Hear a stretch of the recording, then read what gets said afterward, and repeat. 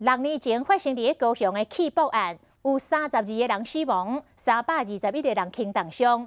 一审，高雄市政府的前秘书长赵建桥、李长营化工的董事长李某伟等12个人，拢互判4年以上的重罪。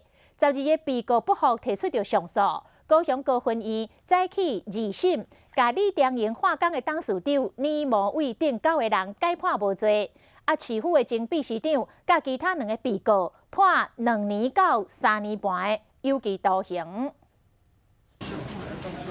检出法院表情震动，拢无讲话。伊是高雄市政府前秘书长赵建桥，因为高雄气爆案件被告一审判4年10个月，2审改判3年6个月。真是稀奇又表奇。发生伫104年8月7日的高雄气爆。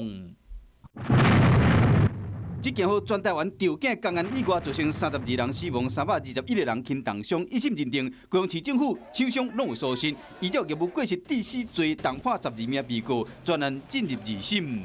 高雄高分院经过年外审理2审，结果完全无同，过失的责任拢算高雄市政府的。管线的破口，它如果一旦产生这个破口，那管内的丙烯也会迅速外泄，也就是当时这个过程里面其实没有办法发现这样，纵使发现。当时也没有办法去进行开挖或者其他方式去防堵。